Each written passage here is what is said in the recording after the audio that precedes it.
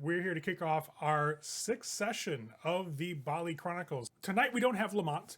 Lamont's player is actually indisposed in real life, which is totally cool. So for our intents and purposes for the evening, Lemont is out doing his tattoo stuff. He's actually paying back the mortals that the bouncer got to do their dirty work from Exit with all the cars explosions, that favor they did for Sun a while back.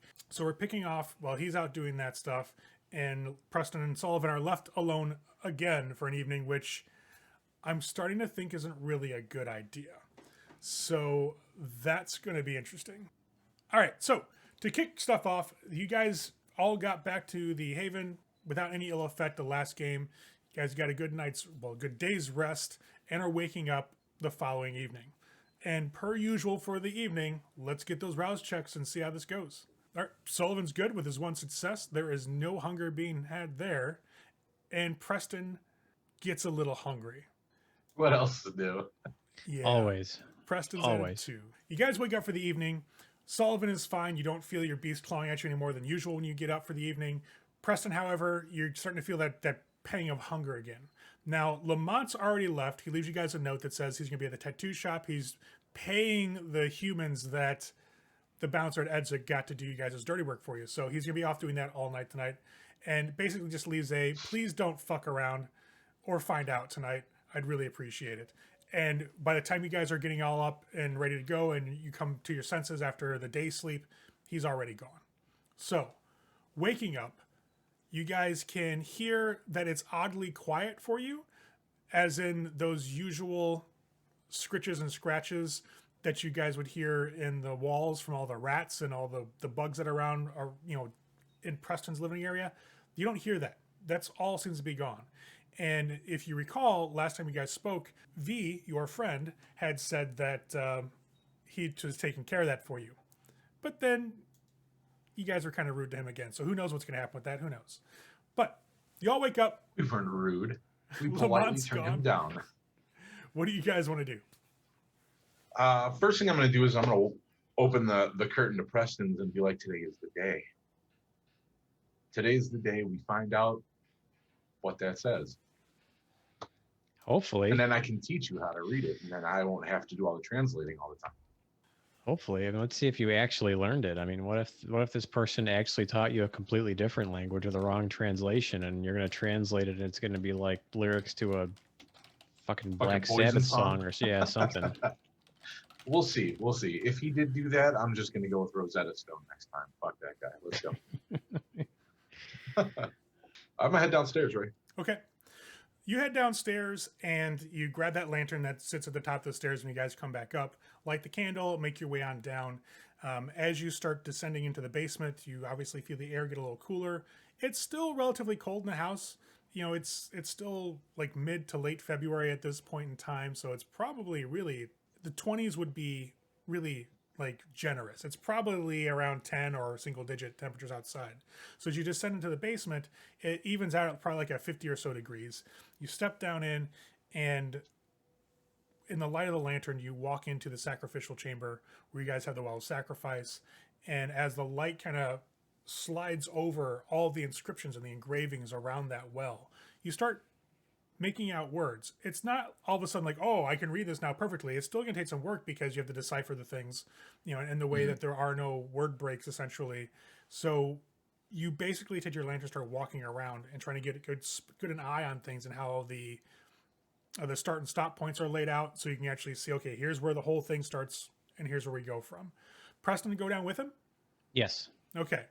So as you guys are down there, you hear a tisking from the corner. And as you look up with your lantern, it's V sitting there in his suit. He's got his arms folded. He's like,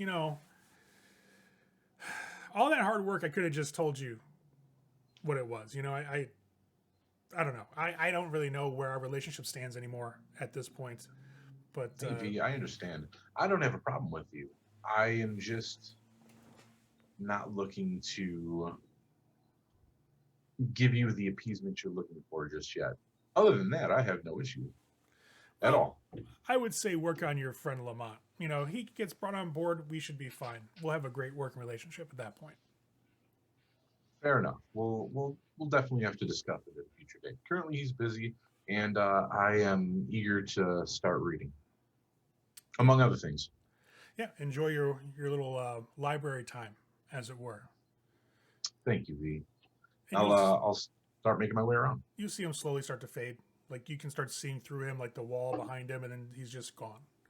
Mhm. As you start walking around, you start pulling out words here and there, and you finally start getting to a point where you're comfortable with how the words are shaping up in your head.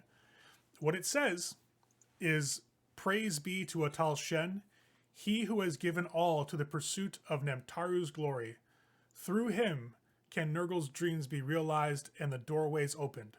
Let this well be a conduit for his power and feed the sleeping lord of the outer dark. Let all who worship here give their praise and their wills to our slumbering master." I will not say the entity's name when I'm translating at the shun. I'll just say the entity's name, then I'll continue. That's what it says. Over and over again. Interesting. So that's actually not good.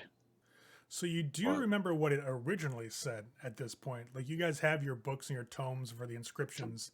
The original inscription is as follows: "To all those who lurk within the spaces between worlds, this well shall be a conduit. This well shall have a weak point in the this well shall be a weak point in the barrier that keeps you asleep. It shall be your sustenance. It shall be your reprieve. Let all those faithful who give and worship do so in praise of the lords of the outer dark." That's your usual inscription. It's flip flopped. Sullivan. Right. Our well originally was to keep them asleep. This seems to be one to appease and potentially wake up Yep. Nurgle. Well, so remember, Nurgle's one of the founding three of the clan. Right. It's along his philosophy right, of how along this things should be. philosophy, which we're not. We're Malachim, right? Yes. This So is bad. yeah. This is fucking bad. How do we fix this? How do we reverse this? There's not a manual for that, buddy. I wonder if something of sorts like this is what's in Lake Michigan, because it changed when I vomited up the leftovers when we went to the yacht club. Do you remember? That's when this changed. Do you have That's when we any started idea? having the visions. Do you have any idea how pissed off Lemont is going to be when he finds He's out gonna what be this says? real angry. I don't know. Look at it this way. We don't know yet, but it was changed from its original intention because of something we did. We need to do research and figure out how to potentially change it back, Fucking research. or at least where? change it to put this entity asleep. I don't care that the entity has changed. I really don't. What I care about is that this is to appease and potentially wake up as opposed to keep it asleep, because we're not ready to wake it up yet. So you know what I wonder, and Ray, this is more of like an out of game question. Sure. When, like, say we were to, if we were like creating a new, or like a brand new well, I'm assuming there'd be some kind of a like initial ritual that we would perform on it to like Dedicate it, yeah. dedicate it to.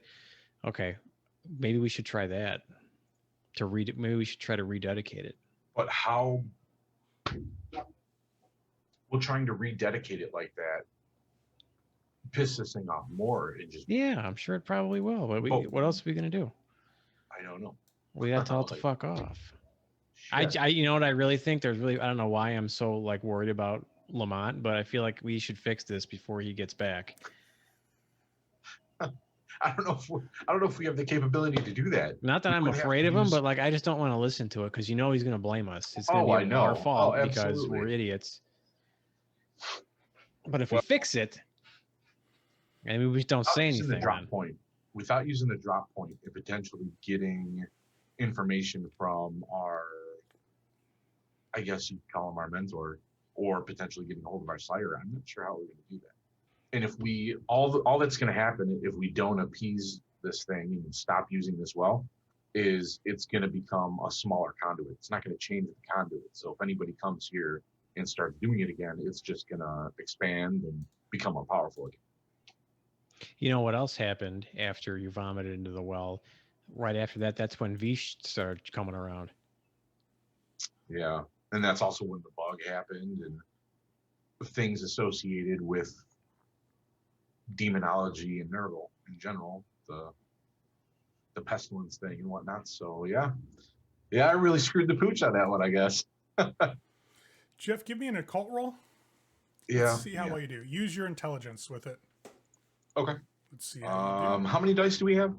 You have a total of 6 right now. Can I use 2 of them? Sure. And give myself a pool of 8. That's fairly big. I'll There you take go. 4 fucking successes. Hell yeah. So you needed 3, so the 4 actually just helps. And let's see how many of those are 10s. 2. All right, so 2. you got a critical. All right. Essentially, as you're kind of mulling this over in your head and thinking about how things went down, there's one thing you can keep coming back to, and it's not the name Atal Shen, it's not the name Nurgle, it's Namtaru. That's the last big time that anybody tried to raise one of the children. That was Crete. That was when fucking Nurgle's like, oh yes, rise up, Lord of Plagues. And they unleashed hell on him. All the other vampires came against him, and it was volcanoes and madness and crumbling shit. Like, he got betrayed when he was trying to wake up Namtaru. Now, obviously, that's not the true name of the entity. That's just what it's been referred to in text coming down the line through your scholarship and then the scholarship of others, usually related to a creature or a god of plagues or disease. Okay. Moreover, now you have the connection. That ritual you keep on seeing when you wake up or when you're in your dreams, Right. That's the ritual that you're seeing. That they tried to use to wake him up. I'll definitely relay that to Preston. This seems real bad. I got 2 things major on my list that I want to do tonight.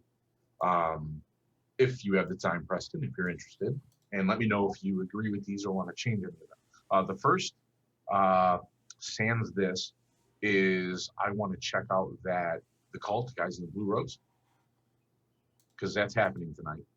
And then the other thing is this. So whether we need to reach out to our mentor or whatnot, I'm not going to find this on the internet, is what I'm saying. Yeah. Yeah, that's And also, probably the play. I wonder, is it V that's in Lake Michigan? Is it what? I wonder if it's V that's in Lake Michigan, like his substantial self. Or maybe he's the mental impression of the entity that's in there, because there was something in Lake Michigan. Yeah, I'm getting the impression that's something else. Fair. We'll have to look into that later. I still have it. I get that impression. I get the impression that it's whatever's in Lake Michigan is different than anything that we deal with. Just because of the way that Fair. it felt and the way that the But other cult seemed to look at it or treat it. well, that's if they even knew it was there or gave it, or if that whatever that appeasement was even for the thing. I don't think they know what it is either. It's just everything with V and all this stuff and the pestilence and all that, the visions that came after that night, which is why I fall back to that being the entity, or something similar to that being the entity. Could be. I guess in that case, it would be something that would be so powerful that it would just naturally attract cult activity. Yeah. I don't know. Should we go back? We're gonna have to. We have to find out what the fuck is in Lake Michigan. And the other thing that bothers me about that is Portia said we would hunt her together, and if she's attached to that, that means when we start looking into that, I don't want Portia to just randomly show up out of nowhere. Like, that bothers me. Nobody wants Portia to randomly show up. I don't know what it is about her, but there's no way she's some random fucking neonate. There's no way. Yeah, I don't know. Not the way she I didn't have a choice. I was melted anywhere near her. I couldn't. We moved rooms away from the time that we started talking to the time I came to from my pleasure-driven state. You can't do that to me. Like, how the fuck does that happen? There's It's like just no way. it's like I don't want to see her again, but I really want to see her again. I do too. That's part of the problem. All right, let's get go the fuck check let's out get the that fuck out fucking- of here. Let's just Yeah. leave. Fuck this. We're not gonna fix it right now anyways. The longer we sit here, we're not gonna make it any better. Let's just go and distract ourselves and check out these blue road weirdos. Yeah, the hedonists. I'll go back upstairs and start getting ready and whatnot for the night. Okay. All right. So you guys head back upstairs. I'm assuming both of you, unless Preston's staying down there by himself. Nah, I got no reason to do that. I'll head up. Okay. So you guys both head upstairs and start getting prepared for the evening. Once you leave the sacrificial area, you kind of hear that chuckling as V's voice follows you guys up the stairs. He doesn't appear again. You just hear him. By the time you guys reach the main level of the warehouse loft that you live in, his voice has already faded into nothingness, leaving you guys to get prepared for the evening, to take showers, get a little more freshened up, and to change clothes for the night. And you're completely on your own at that point. What is the plan, gentlemen? I think we were gonna go and head to that warehouse that we were given on the card when we stopped to talk to the street preachers. The self-storage place you guys swung by with Lemont. Right. Okay.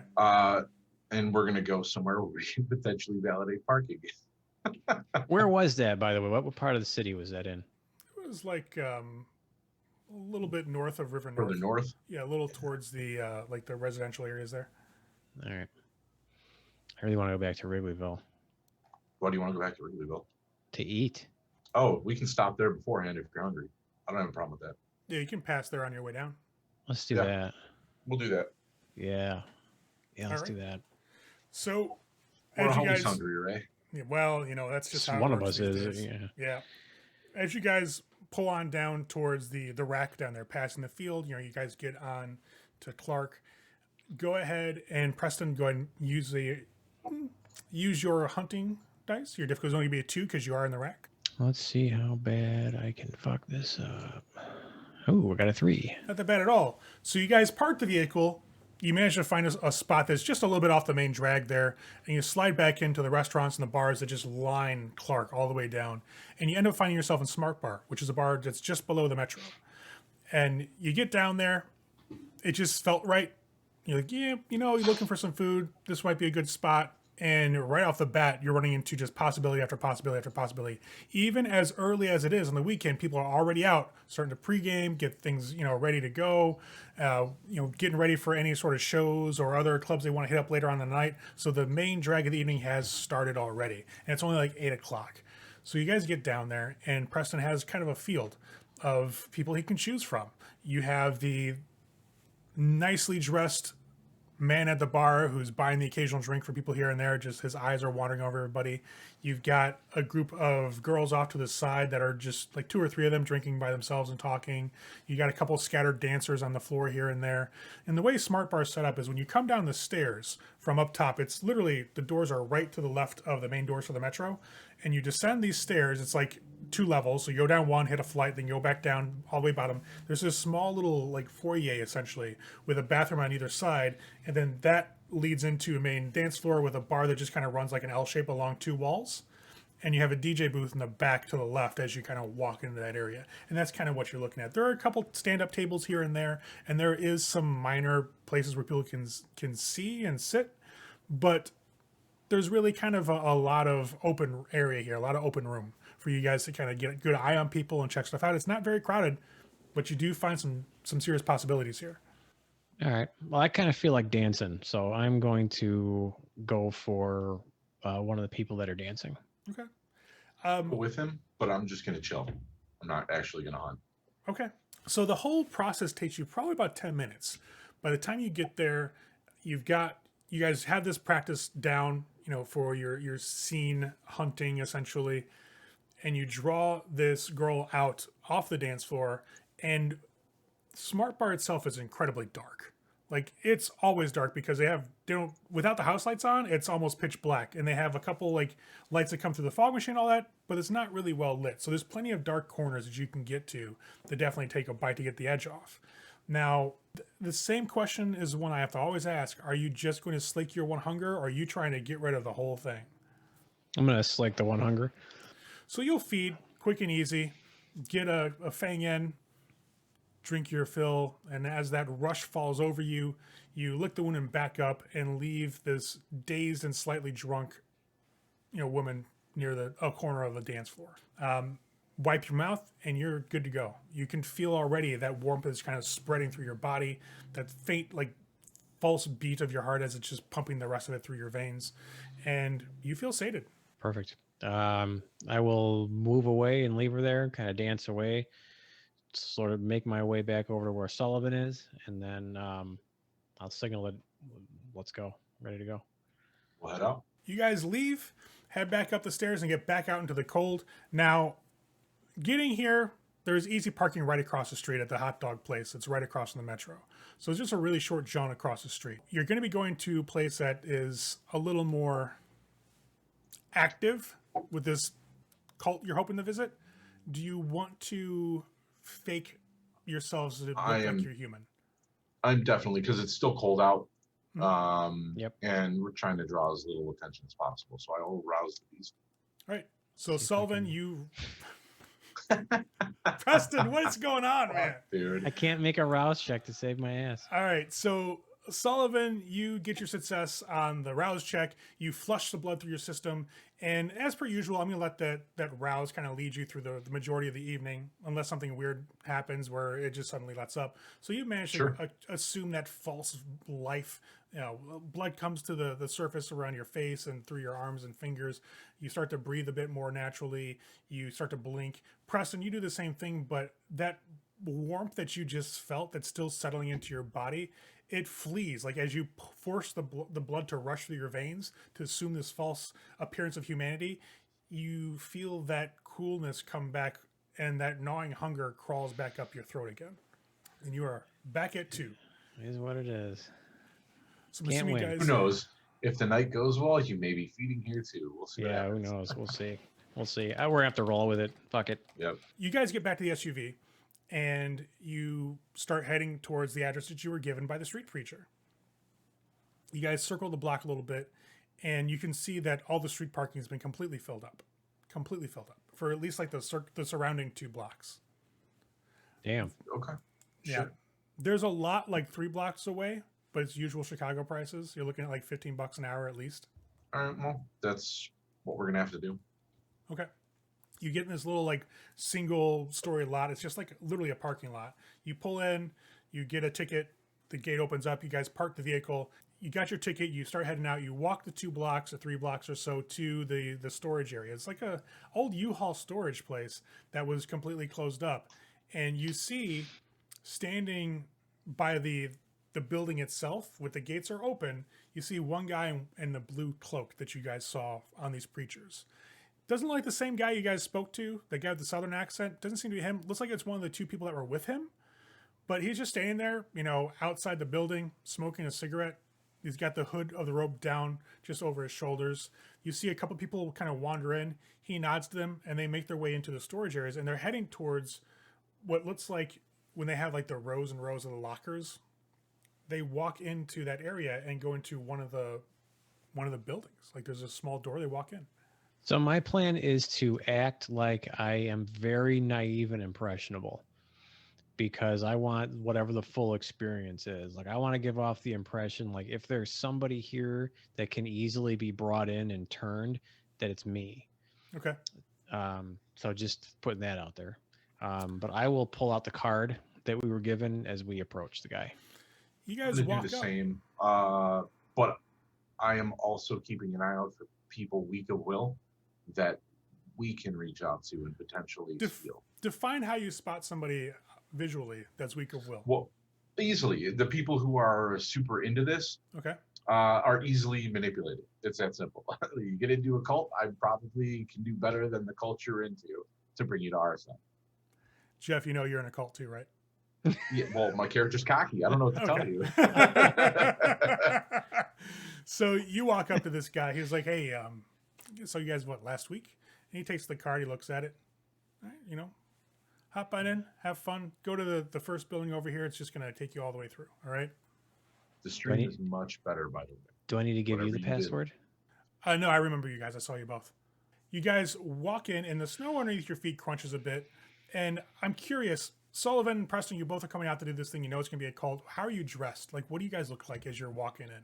A pair of black skinny jeans with a t-shirt and a like long, like wool pea coat. Okay. Okay. And boots. I'm in barely laced combat boots. Probably some tight pleather pants. White shirt similar to the one he's wearing, but it's not all unbuttoned and it's not frilly. And then I'll have a leather jacket pulled over it. See, the first thing Not going for the pirate look. No, not going for the pirate look tonight. The first thing that popped in my mind was those pants are not going to breathe at all. But then, like, you're undead, so what does it matter? So it's not like you sweat.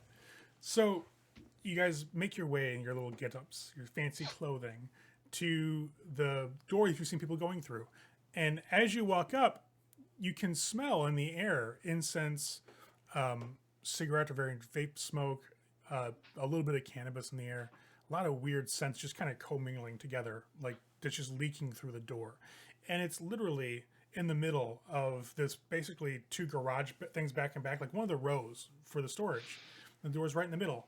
You go to the door, grab the knob, turn it, open it up, and it looks like as you get this view of the inside that somebody hollowed out this entire line of storage, garages essentially, all the way down and made it this massive open area. Now, you can hear the hum of heaters that are on right now, and they've got those, like, they're not fucking around. They got those, like, the turbine heaters that are kind of hanging from the ceiling, and they're just blowing hot air over everything. The lights in here are really low, really, really dim. Like, if you weren't predators, you would have trouble navigating this for the first couple minutes as your eyes got used to the darkness. But you guys walk in, your eyes adjust real quick. You can start pulling out all the details. There's probably about a good 60 or 70 people in here. And towards the further portion back, you can see where they've kind of closed off a bit of the area. The majority of it's hollowed out, and they've got makeshift bars to either side. You've got music thrumming through the area, but it oddly doesn't seem to leak outside the door too badly. You've got the smell of whatever people are smoking as they're walking through. A lot of the people in here are dressed still, in the area you're in, are dressed still for the cold, and they're just arriving.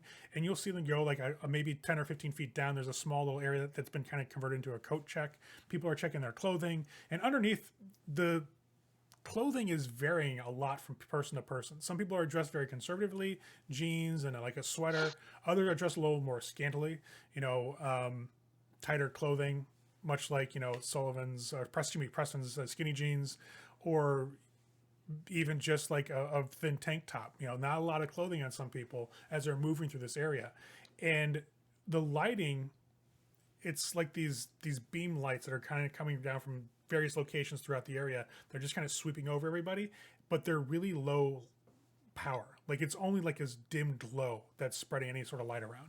A lot of light you are seeing are from these high top tables that have candles on them that people are flitting to and for. Now, you said those big turbine heaters. Do they have the heat turned up, or it would probably be uncomfortable if I weren't undead? Or is it just heat literally to heat this big ass area? It's just to heat this area and keep it like Okay. comfortable for people to be not wearing like heavy coats and heavy clothes. Gotcha. They want people to be comfortable, not naked. Got it. Well, yes, for now, at least where you guys are at. So Fair. it's pretty busy up where you guys are located at currently. And you'll see people kind of moving back and forth. You'll see an occasional like blue cloak kind of pass through the crowd, and they're just kind of stopping at people, brief conversations moving on. And as you guys are looking around, you will see one of the cloaks kind of appear from the other side of the coat check. He makes his way down towards you, and as he approaches, you see the guy who you had been talking to last week, the guy who was doing all the preaching. And as he sees you, he's like, my brothers, how are you doing tonight? We're doing awesome. We made it. We made it. I do see you made it, and it makes my soul very happy to see you. Now, it's your first time. I know it's your first time because they would have told me if you were here already. But why don't we take a tour? Yeah? Yeah, I'd love that. Perfect. He gets between the two of you and puts an armor on either one of your shoulders. He's like, so why don't you gentlemen tell me, what kind of things do you desire? What do you want in life? What makes you happy? What experiences do you crave? Yeah, just like a good party, you know what I mean? Like, as many women as I can handle, and just getting good and fucked up and feeling good and making others feel good and just having a good time. Well, Sex, money, and power, my man. well, connections can make all that very possible.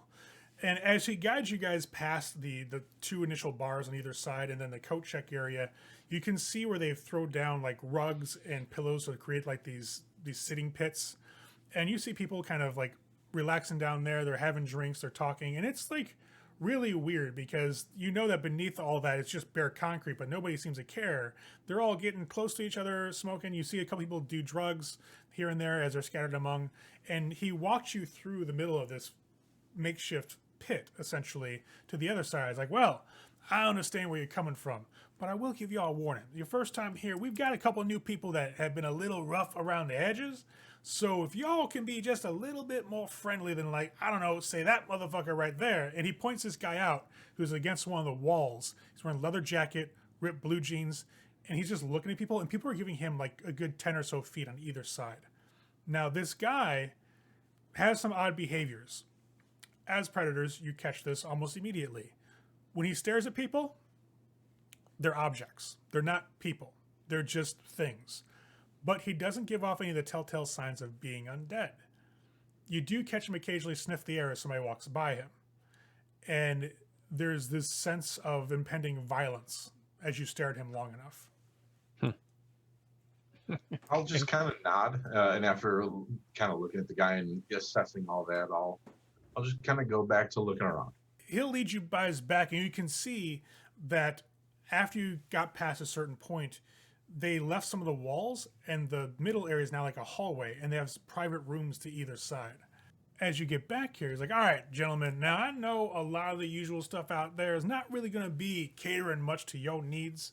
So we got special little trips and experiences for people just like you. Now, I will have to split you up because this is a ride and a roller coaster that's only fit for one person at a time, if you know what I mean. I'll just kind of put my hand up in the air, fucking catch on the flip side, brother. And I'll go to give Preston 5. I'll give him 5. Hey, don't do anything I wouldn't do. That doesn't narrow it down very much. It pretty much leaves it open. Let's hope that it does leave it open because this is going to be a thrill ride. Who's going first, actually? Sullivan? No, it's Scratch doesn't know your name. You, son, he points at Sullivan, or you, son? I'm Sullivan, and I will go first. All right. I'm comfortable with this. Now, my friend, I will send somebody out to tend to your needs shortly. But above all else, enjoy yourself here is what we do. Everybody's here to have fun. So please, if you see somebody, they like you like them, you do whatever is your heart's content. And I'm real good at making friends. that's what I like to hear. I love making new friends myself, son. And he'll clap Sullivan on the back real hard, like that massive, like bear paw type clap. Not a big dude, but it definitely does give you an impact. All right, my son, come with me. I'll take that quarter step forward, like he has got power over me, and then I will sense his sin. Okay. So, sense the sin. Let's get this down. So for you, it's going to be your charisma and blood sorcery. 2. Nice. 2. That's pretty damn good. So Not let bad. us do, where did I find this little bastard? This will work, this guy. And Plus it's versus his resolve resolving composure. You got it. No. Oh, he got a 3. Well, you can willpower to re-roll up to 3 dice. And you can spend some of the player dice you guys have. You have 4 or 6, sorry. You know what? I will spend a willpower, and I will re-roll 3 of those. Because I had 6, so Okay. 2 of them, so that leaves 4. Yeah, so there's 3 there. Let me mark off my willpower right quick. 1's takeaway. No. So I got 1 more. Okay, so you're matching So him in a we're 3 for tied. 3. Again, being the hero of the story, such as you are, hero, I don't really know if that applies, but You immediately, as he's guiding you to this back room, you feel your senses kind of fade and dim, and you feel yourself full of mirth. Like this is amusing to you as you literally start injecting these hypodermic needles full of some red substance into people while they're in the throes of ecstasy. And as one person reaches this peak, you lean down and you say something in their ear. You can't quite make it out. It seems weird. But as they look up at you at this height of ecstasy, as this epiphany hits them, you slit their throat. Oh, good times. Does it look like the surroundings? Does it look like this, or does it look like some place completely different? This looked like it was in some garage, which is really weird. A garage that was made up to be like this really crazy sex dungeon. Like there's a suspending chair, there's, all kinds of bindings and riding crops and spreader bars, all kinds of shit. And this person's just laying in this like satin, I guess, bed of pillows and is high as fuck, obviously. And then just killed. Blood sprays everywhere. Sacrifice potentially? Potentially. Or maybe he's just a straight up psychopath that's using his cult activity as a means to an end. I would definitely lean towards somebody who doesn't have the same morals as regular people. So sure. There's that. Fair. We'll have to follow this rabbit hole deeper. Okay. He leads you 3 or 4 rooms down. So you're probably about a good 20, 30 feet from the rest of the party, so to speak. And the music back here is pretty damn loud. It's still thrumming through the whole place, but back here it seems like they've got other speakers set up to kind of reverberate through room to room to room. And he opens his door, and it's this really creepy looking makeshift metal door that when he unlatches it, it has like a latch on the outside, like a lift latch, and pulls it open. You just hear it creak on the, on essentially its hinges. It's just like creaks really slowly. Like a vault door? Kind of, actually. But they're all like that. As you look, you're like, wow, that's fucking creepy. You look back, and that's actually all the 4 doors on either side are just like that. And when he opens, I will definitely look at the inside of the door to see if there's if this motherfucker locks it from the outside. Am I screwed? No, there's a lifting mechanism on the inside. So it's got like it looks like somebody probably welded this at their shop, right? So the bar that goes across and hits like the outcropping metal latch, it has a welded little handle that goes to the inside that you just lift it from the inside too. Okay, cool. So he opens it up. I'll kind of look. I'll have that look of wonderment on my face. Like, oh, what are we gonna see? This is weird. He flashes like, son, you just sit back and relax. We get you on a wild ride. Don't worry. I love wild rides. That's good, because so do I. He leads you in, and the room, you can tell that the walls were cinder block as you walk in, but they covered them with like this black, looks like sheets, or just cloth that's covering them up to make it a little darker in here. They've got colored lights in each of the 4 corners of the room, so they got red primarily and some blue up front. It kind of mingles into this weird deep purple. The room itself has this black shimmery material on the floor. There's a bed to one side. It looks like it's probably a full-size bed. Nothing too big, right? And it's got these black shimmering sheets on it as well. Probably satin or something, similar thread count. You see across to the right side away from that, there's like a dresser, and you can see a large mirror that's over it that's kind of pointing towards the bed. And there's an assortment of different types of implements on that dresser. You've got syringes, you've got tie-offs, you've got like little bags full of what you presume to be either heroin or cocaine, is white powder. You've got a bong over there. And in the middle of the room, there's like this chair, this really plush chair, raised up a little bit. It's almost like a really, really nice dentist chair. And he points at it. There aren't restraints on it. There's nothing like that. It's not like it's got, like anything to tie you up. But he's like, go and have a seat. And I will send somebody here presently to assist you with your journey into ecstasy. I'll kind of throw my arm and clasp him over his shoulder and be like, looking forward to it, bud. Now, anything you see that you like, you feel free, son. It's your first time. Everything's free. Partake as much as you like. Don't mind if I do. I'll walk right over and grab the bong. Okay. As you do that, you'll hear the door creak as he goes to shut it. And when it hits the cinder block, you hear that like clang. And then the shook as the thing goes down. Now you look back over at that in the dim lights again. Your senses are a bit higher than normal people's in terms of efficiency. You can see that there's no lock. You can probably just lift this and walk out if you wanted to. Sure. Yeah. No, I'm gonna take this ride. Okay. I will smoke a little bit. Granted, doesn't do shit for me. I will enjoy the taste. Okay. I'll also use some of the cocaine just so it looks like I'm taking part in the festivities, even though, again, unless the person I feed from does it, I ain't gonna feel shit. Right. Yeah. It's just. But yeah, I'm playing into it for sure. Okay. So you're there for about 2 or 3 minutes by yourself. Preston, you walk back out towards the main party area. What do you do? As your friend, your broodmate, has now been kind of pushed off into other areas. I'm gonna make my way around the room a little bit and see if there are any conversations of interest going on. If not, if people are just talking, having a good time, bullshitting, I'm literally gonna go and stand and like lean up against the wall right next to the creepy guy. How close to the creepy guy are you getting? That's my first question. Like you, so, well, let me ask you really quick. Are you just gonna go straight over there and listen from that spot, or are you gonna skim the area first and then go over? I was gonna skim the area Okay. first. So as you kind of like make your way around this large area, like the pillow like pits that they put up and things of that nature, the longer you're in, you start smelling this scent in the air. It's this weird mixture of incense, like a lavender smell, and then that subtle like tang that grows more and more pungent of things like weed and maybe even opium smoke as you walk around the area. And as this starts to hit, people are getting a lot more relaxed. And you'll see at certain points across the room in some of these like little pits of pillows, people are starting to have sex. People are just enjoying each other essentially, as probably 10 to 15 more start to stream out this area. Now, as you are making your way around, you're hearing scattered bits of conversation about, Brother Butler, when's he bringing out the stuff? And they're wondering like, oh, when's the next hit going to be delivered?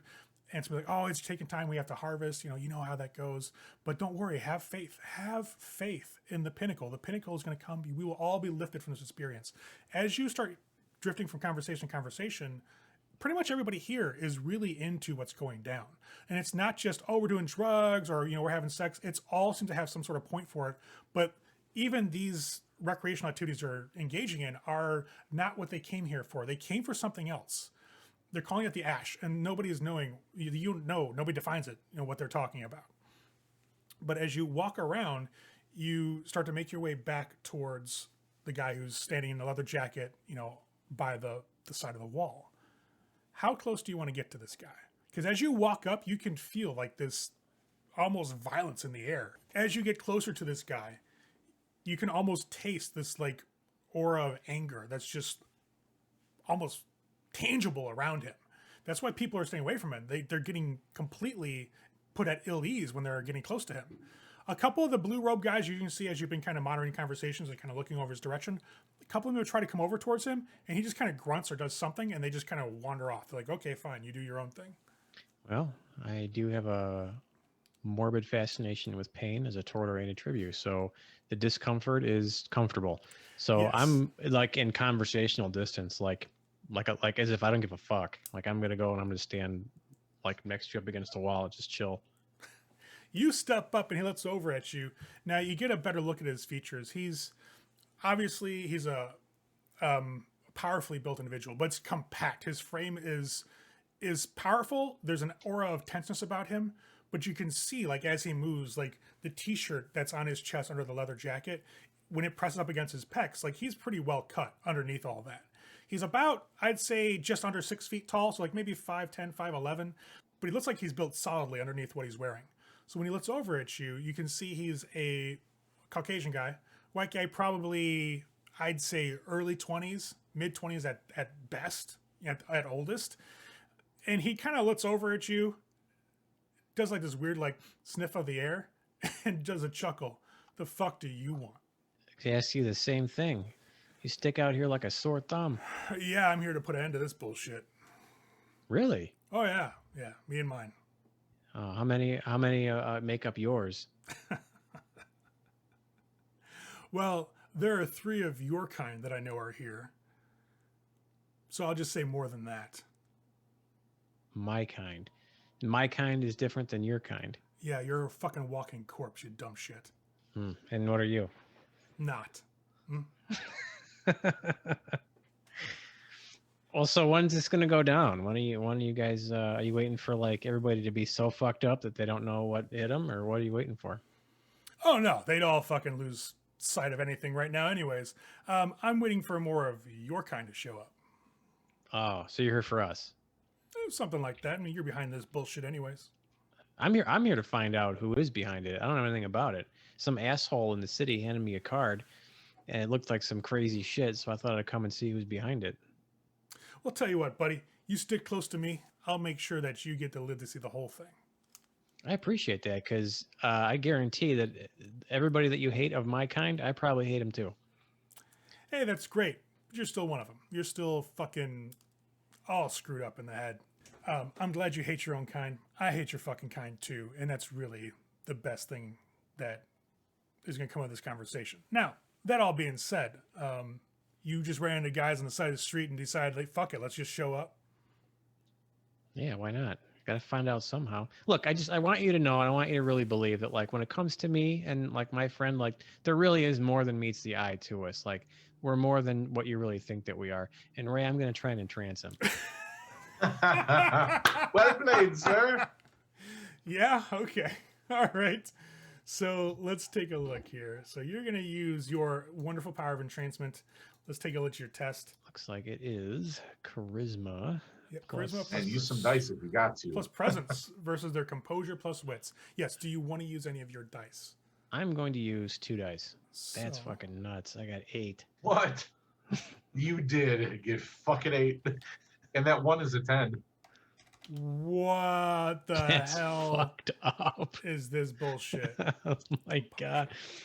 Hey, I'll take the failing on the rouse checks if this is the compensation I'm going to get for it. Holy shit. For fuck sure. That's some We'll feed fucked 5 up times shit. tonight if we have to. I don't give a shit. I don't even know what the hell just happened. Wow. Okay. Cool. All right. That's really awesome.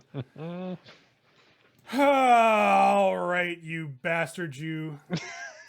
Oh, I love presents. Fucking Toreador. So for 6 hours, you have this guy entranced. Yeah. You can renew it indefinitely, but a failure ends the effect. You reach out your powers of presence and grab this guy. As you do this, you feel this wind kind of pass through, which is weird because while the turbines are going, they're keeping things warm. There's really no wind in here. And so you feel this odd breeze pass through. And you get this scent of the outdoors. It's really like almost like a wild scent that kind of pops through like animals. And you see, as you kind of look up like what the fuck is going on, you see 3 more people that are walking through the crowd, not towards you guys, but they are being given just as equal birth as this guy's been given. And you can see that they're all wearing like just normal street clothes. They're not here for the entertainment. That's for damn sure. And they all have the same look about them. And they all look slightly feral. Like the stubble, the way it shapes their face, and like kind of like the way their hair is kind of cut and cropped. They've got this wildness to them, this wild edge. And there's now 4 of them total. Now this one guy just kind of, the one you're talking to, just kind of smiles. He's like, well, there's a couple more of my people. We still outnumber you. I like you though. You're a nice guy. You'll go last. Yeah. Hey, I'm a lover, not a fighter. You know what I mean? Oh yeah, don't worry, boy. We'll get some loving on. I ain't afraid of that. I'm going to sense his sin. Okay. Yes. To find out how much of a piece of shit this guy is. This qualifies as a social roll, doesn't it? Because it involves charisma. Yes, it does. So normally it's your my charisma plus God. blood sorcery, but now you'll add your presence to that too. All right. So let's do. Come on, 10 successes. And He's got then 4. I'm adding my presence, or I'm adding the differential between of my successes. You're adding your presence to all social rolls. So this is one of them. You only got 110. All right. So you bump, but again, being the protagonist, we'll use that word instead. The protagonist of the story, you succeed. So as you feel the auras of just rage that are coming off these people that have walked in, as it kind of smooths over the crowd and starts to shake people out of this like drug-induced reverie, you feel your senses kind of submerge into this man's consciousness. And the first thing that hits your your senses as they kind of settle into his sins is a smell of blood. It's just so harsh in the air, and you can see him as yourself looking up at a mirror, and he's drenched in fucking blood. Now, for you, it doesn't smell like mortal blood. It's vitae. What's different, though, about the guy that's looking in the mirror is he's much larger than the man you're looking at now. Like, his bulk is increased by 2 or 3-fold. He's got a harder edge to his features. There's tufts of, like, really rough, ragged hair that's kind of popping up around his face. His eyes are gold like a wolf's. And he turns back and looks from the mirror, and you see people are disintegrating to ash all around this room, like 4 or 5 of them. He just slaughtered 4 or 5 vampires. And you can smell the ash hit the air as they kind of crumble and slowly age and decay into nothingness. And that's when you'll pop out of your sense of the sin. And we'll go to Sullivan. For Sullivan, the lights in the room go out, and you hear the door open. Moreover, the lights in that little hallway have all been put out as well. So it's just complete darkness, and you hear footsteps walk in. Just one pair. The person walks in, they're wearing apparently boots, the way that they're hitting the ground. And even with your heightened ability to see in the dark, this is still like almost like a pure darkness. So it's a little difficult to see anything, except for the outline of the person. And when you see the outline, it looks like somebody who is wearing like a jacket and jeans, the way that that's kind of cutting against the background. You hear the door kind of creak on its hinges, and then that cling and chunk chunk as it's shut again. Okay. Then you hear this weird high-pitched beep and initiative. Initiative rating, composure plus awareness. What is your composure plus awareness? It's a skill. Which is 0. So my composure is 3, right? That's not fun for you. However, I'm going to spend 6 dice. Fuck yourself. Oh, we're fucked. And yeah, I'm going to attempt to stake you with this crossbow. Oh. Oh, damn. Only 110. Oh, my God. Only 110. So a total of 6. This is bad. So, yeah, this is potentially not very good.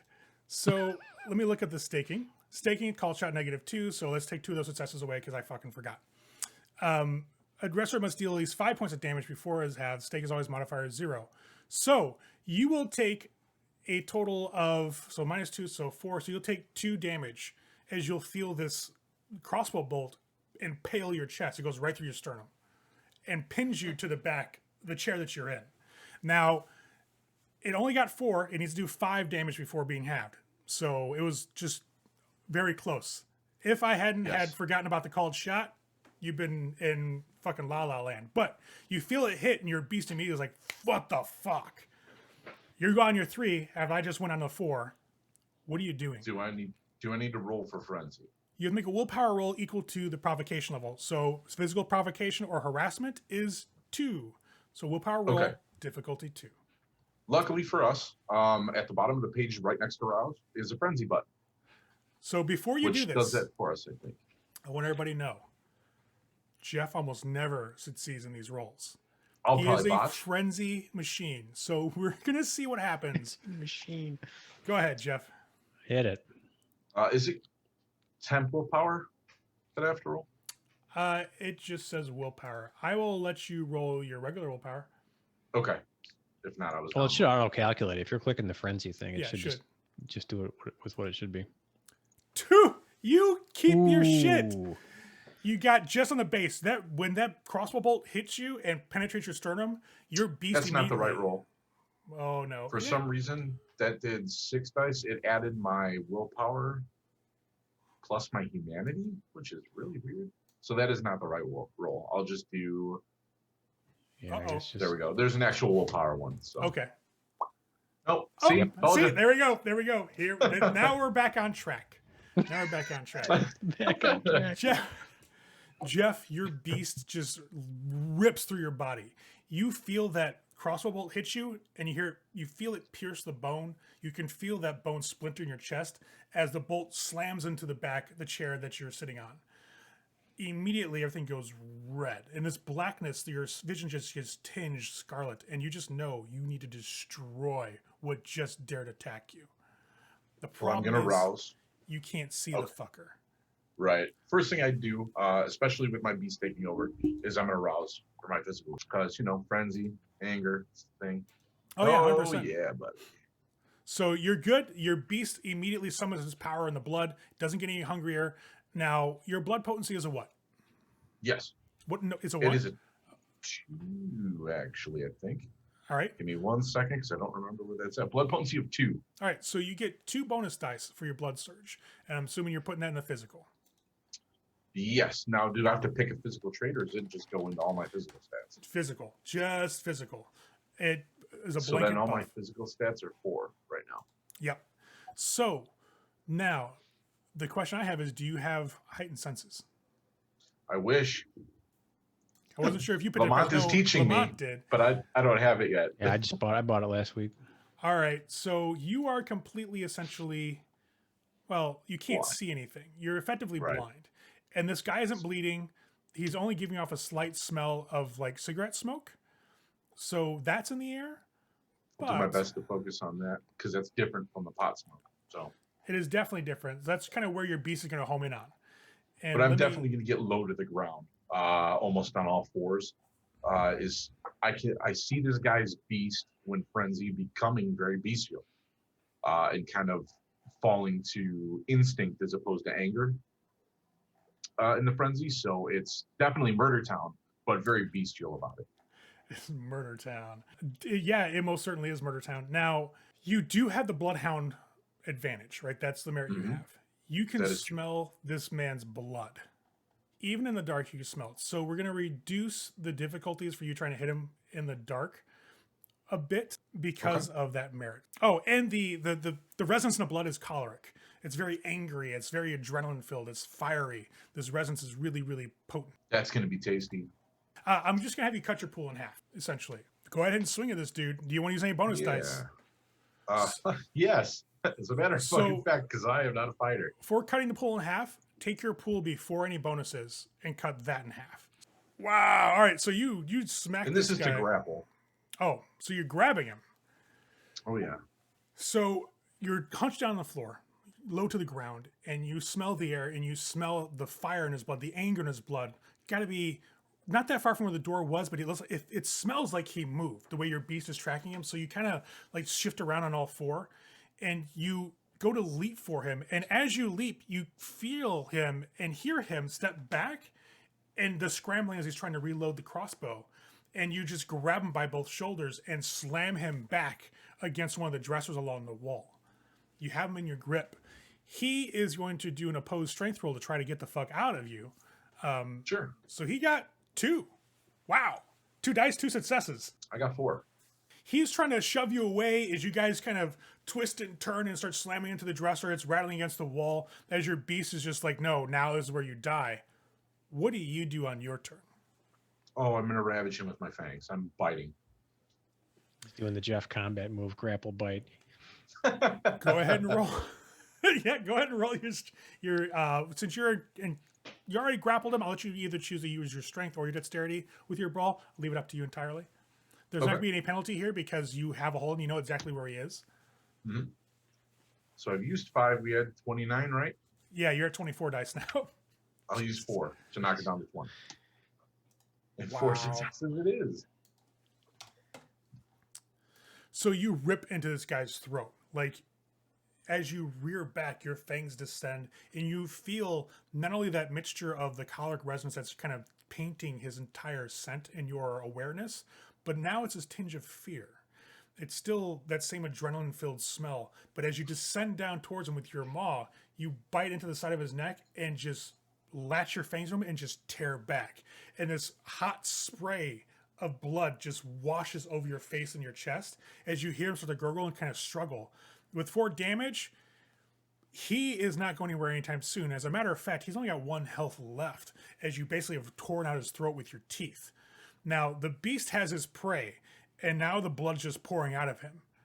Do you want to sate that 1 hunger? Oh, absolutely. So you'll drain this guy down. You will gain a stain because this is not cultured in your evil. You're being a monster. And that's where we're going to leave this particular episode. We've got a bit of an issue with a little bit of a fight in this makeshift club that they found. So let's see where it goes from there. They still have to deal with the werewolves, and, well, we still got a frenzying Sullivan.